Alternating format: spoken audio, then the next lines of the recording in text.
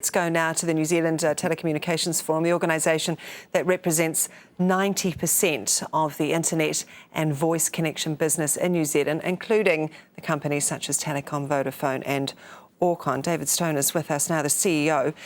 Hi David, thanks for joining us this morning. Rachel. Can you, in the first instance, just explain to us how at the moment do the telcos connect with the GCSB or organisations like that? There is the 2004 Act, the Telecommunications Interception Capability Act, which obliges networks to provide links to enable interception to be undertaken by interception. A link, what do you mean? Basically, it is an access point into the network whereby the interception agencies can intercept the data flows. Right. OK, so someone sitting in the GCSB can tap in and access. Yes, yeah, it's not appropriate to go into the details of how it's done, but yeah. Why is that? Well, by its very nature, surveillance is clandestine. So theoretically, the GCSB already has the technical capability, doesn't it, to see every communication if they wish? Subject to obtaining an interception warrant and... Or prior to, that's now in the law, but in the past they have been able to do that. No, they've always had to obtain a warrant before they can do it. There's no wholesale... But they may not have, OK. Well, but the connection is there. OK. That. So how does this bill change things then? It simplifies and clarifies some of the deficiencies that existed under the 2004 Act. And legalises, presumably. I don't believe it goes significantly further other than the requirements around network security.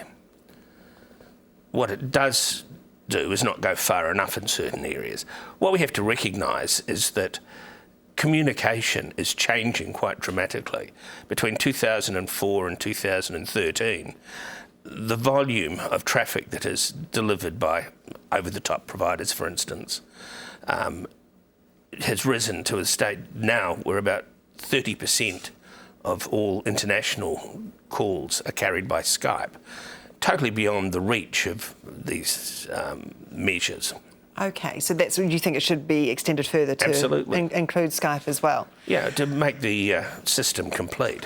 OK, what we can take from this, I guess, is that presumably no service provider can now, guarantee the privacy of anyone who uses their service, can they? Telecom, Vodafone, none of those service providers. Since 2004, no one has been able to guarantee that, provided surveillance was authorised by a warrant. Are all of our service providers now, as they say, interception capable? Presumably I suspect there are a number of the smaller ones who would struggle if they were hit by a large raft of surveillance. And they would struggle because they just simply don't have the infrastructure? OK. Yeah. But they will now legally be required, presumably, to have that. So there's a cost, I'm sure, that would... There is a cost, and minimising that cost is a concern for the industry. There needs to be a cost-benefit done so that, there is the right bang for the buck, as it were. OK, because I would assume that, you have to provide the software or the capability in order to access the backdoor to these telcos, plus also the surveillance requests that come in, warrants, etc. You need people to do that. I'm assuming that cost at the moment would have to get passed on to the consumer. The cost of creating the interception capability is a cost of the telco or the network operator. And inevitably, if that has to be funded somehow. And it's the consumer that will bear that. The consumer will pay for that. Any idea on the costs of that would add to a telephone bill? No. Because the irony here is that the public is going to end up, the consumer is going to end up paying for the GCSB to spy on them, aren't they? I have a 12-year-old. He's growing up in a very different world to the one I grew up in. The world, the way they communicate is changing. The way people create harm is changing.